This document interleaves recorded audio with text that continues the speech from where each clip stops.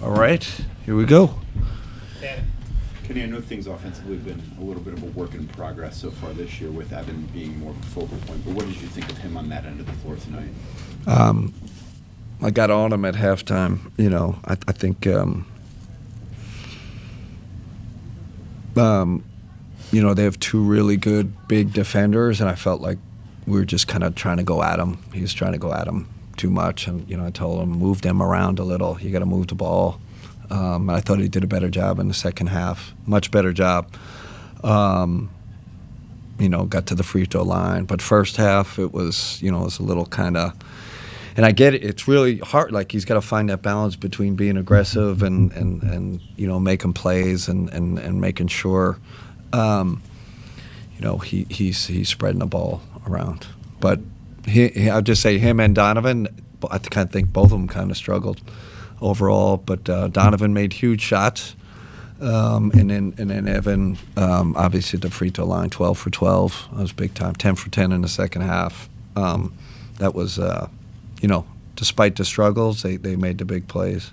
What does it say about Evan that at the end of game situation where you have a lot of good shooters on the floor that he's the one you're getting the ball to get fouled and make free throws? Yeah, I mean, we got four different options on that play. He was the first one open. Obviously Zoe trusts him. We trust him.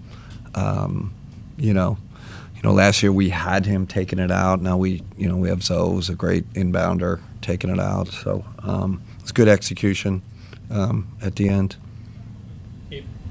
Kenny, how was it just having DeAndre back in the offense? Defensively? Just his size. I mean, just the size. You see our offensive. I don't know how many he had, but our offensive, we're just more physical team. He doesn't play. Do you win that game? That's probably up in the air. He was huge, I thought. And we talked a little bit about Donovan and Evan. In the second half, it found like you guys were getting into the free throw line with Donovan and being there to have the option to go down to Evan, and then Evan just give it back to him and find better options in the offense. Yeah. Evan ended up having 6 assists. How is that two-man game kind of growing already? Yeah, I think they, they were, some of the best two-man combinations last year. They know each other really well, and I felt like Ethan, like you said, they got in the paint. And then got to the free throw line. They did a good job with their zone. I think, we had 5 or 6 turnovers against the zone, and I'll take some of that, for we should have been prepared better. Wasn't expecting that for them. But that kind of changed the rhythm of the game, got us, really slowed us down offensively. So, credit to them for switching up the coverage as we started turning it over, and then they started getting easy ones down the other end. Mike. Another night, Coach, where Sam Merrill makes 4 threes. Now got 15 in 3 games, shooting over 50%. Could you possibly ask for anything more? No. I mean, the guy's probably been our best player over the first 3 games. Just quite simply, both ends. Groove's great. And then to have a luxury like Alonzo Ball, your inbounder in those late game situations, so smart and a really good passer. Like, how much easier does it make your job as a coach knowing you can fully trust? Yeah, and he's 6'6", right? So if they put a big guy, he can see. And you listen, in that position, you got to be a little bit of a risk taker too. Like if you're conservative, it's probably not the spot for you in the NBA. So it's definitely a luxury to have him. And we got Larry too, who can take it out, good passer. So we got 2 guys that can inbound the ball. Right. Still only a few games, but what have you thought of the way that Lonzo has blended within what you guys are trying to do? Good. I think he's still learning. He's still kind of learning. What really sticks on my mind, I think he was taking the ball out of bounds under. And he was expecting, this is in the second half, Donovan to do something, and he did another thing. He's still learning his teammates. He's still learning. We obviously have sets and positions, but really still learning where to put people. I think it's normal. It's part of the, growth process because he doesn't know these guys as well as I do, obviously. The other thing I really liked about him tonight was his offensive. I thought he had 2 big offensive rebounds, and that putback was a big play. I keep telling man, you read the ball great off the rim. I want him going to the boards, using his length, and then if he gets it, he can make a play. Was there anything different with what you saw from your guys from a rebounding standpoint tonight? Just more, whatever we emphasize to these guys, usually they respond. And I said pregame, we're struggling on both ends rebounding. And then tonight, much better job. Really, this was at the, deciding factor for us because we didn't, shoot the ball great. We weren't great offensively, but rebounded the ball well on both ends. Cam.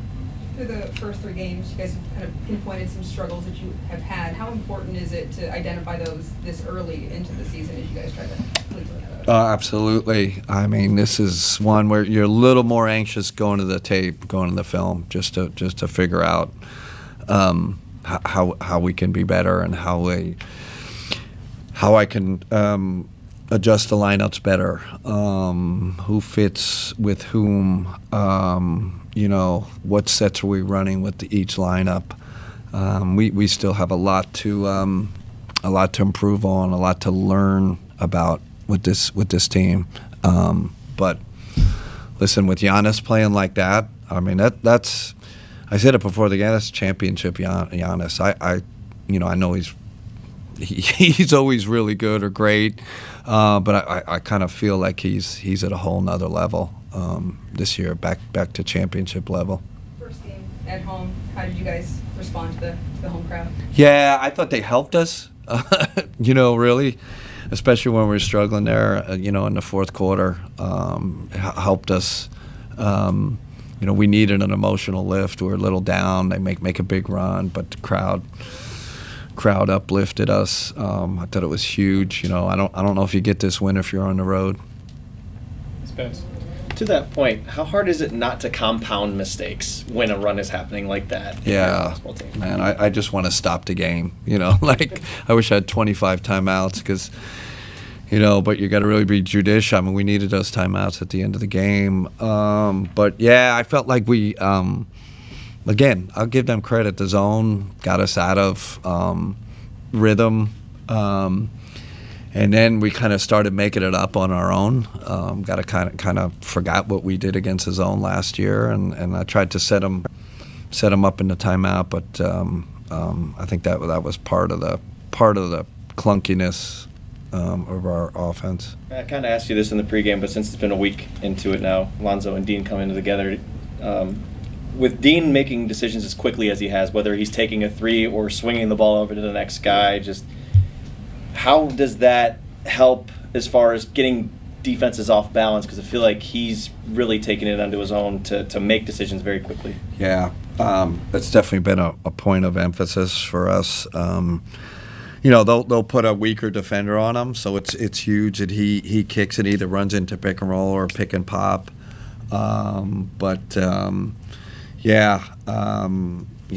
Dean's a huge part of what we do. Dean, what's great about it, he doesn't turn the ball over, so he's a quick decision maker, but he's a low turnover. That's why, we value him so high, and then he gives you great defense. It's like he's like the perfect fit for what we do.